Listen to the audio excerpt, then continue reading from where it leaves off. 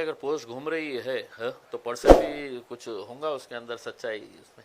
और पोस्ट घुमाने वाले जो है वो मेरे नांदेड़ के अहम जिम्मेदार जो है वो लोगों ने ये पोस्ट डाले हैं, क्योंकि उन्हीं की ख्वाहिश है कि नांदेड़ से इस बार लोकसभा का इलेक्शन हमने लड़ना चाहिए करके। नांदेड़ हमारे लिए एक बहुत इम्पॉर्टेंट सेंटर है, वहाँ पे मजलिस को बहुत मकबूलियत मिली थी, बहुत अच्छा लोगों का प्यार मिला था जब महाराष्ट्र में पहली मर्तबा मजलिस आई थी। सबसे ज़्यादा कॉरपोरेटर्स हमारे नांदेड़ में ही हुआ करते थे।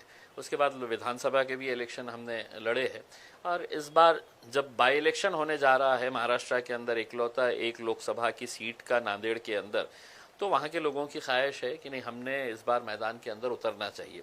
एक तरीके से अगर देखा जाए तो लोगों के अंदर एक बहुत नाराज़गी है, चिढ़ है कि पूरे महाराष्ट्र के अंदर इकलौता एक मुस्लिम एमपी था, उसको हराने के लिए जिस तरीके से राजनीतिक साजिशें की गई है, पैसे का इस्तेमाल किया गया है, तो अब लोगों के अंदर उस चिढ़ को देखते हुए कहीं ना कहीं ऐसा लग रहा है कि नहीं, इम्तियाज़ अली ने इलेक्शन लड़ना चाहिए करके, तो हम उतरेंगे मैदान के अंदर, किस्मत आजमाएंगे।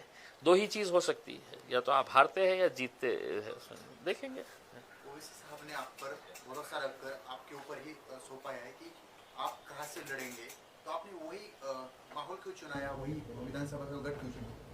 देखिए, लोकसभा की एक ही बाई इलेक्शन की सीट आई है, वहाँ के जो सिटिंग एमपी है उनकी डेथ के बाद ये बाई इलेक्शन होने जा रहा है।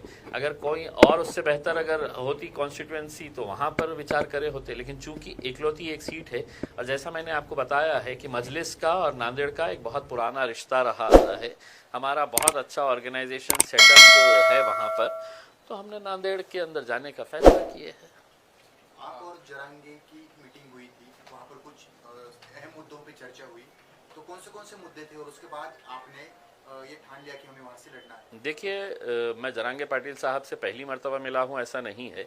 जब उन्होंने अपना आंदोलन शुरू किया था उस वक्त भी मैं उनके गांव गया था। यहाँ पे जब वो एडमिट थे तो 2 मर्तबा मैं हॉस्पिटल जाके उनसे मुलाकात की थी। और इस बार यकीनन जब इलेक्शन के करीब अगर राजनीतिक पार्टी के लोग अगर एक दूसरे से मिलते हैं तो कोई मौसम के बारे में चर्चा नहीं करते हैं। नेचुरल है कि पॉलिटिकल उसके ऊपर ही चर्चा, और जो सोशल माहौल जो चल रहा है महाराष्ट्र के अंदर, इसी के बारे में चर्चा हुई होगी उसमें, और हमने करे है।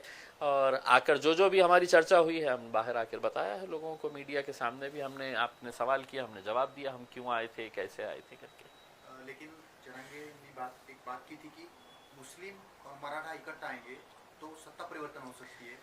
देखिए, जरांगे पाटिल साहब की एक बात मुझे पसंद आई थी, उन्होंने कभी भी मतलब ये नहीं कहा है कि किसी एक जात के ऊपर, उन्होंने कहा कि हम जात और धर्म के ऊपर उठकर हम सभी लोगों को समाविष्ट करना चाहते हैं जिन जिन लोगों के साथ नाइंसाफ़ी हुई है करके उसमें।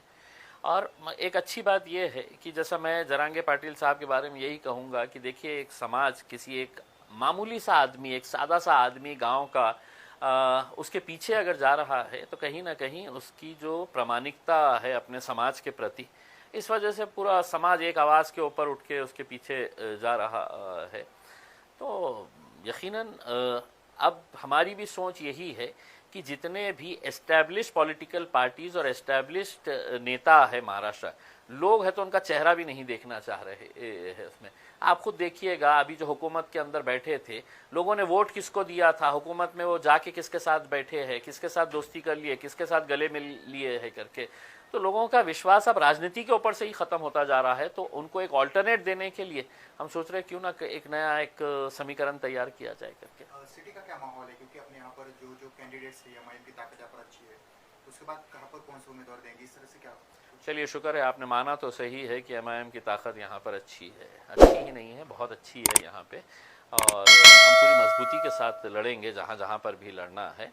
हमने बहुत पहले अपना प्रस्ताव महाविकास आघाड़ी को दिया था, अभी तक उनके पास से कोई बात नहीं आई है। अब हमारी कॉन्स्टिट्यूएंसी, हमारे कैंडिडेट्स पूरे तैयार है।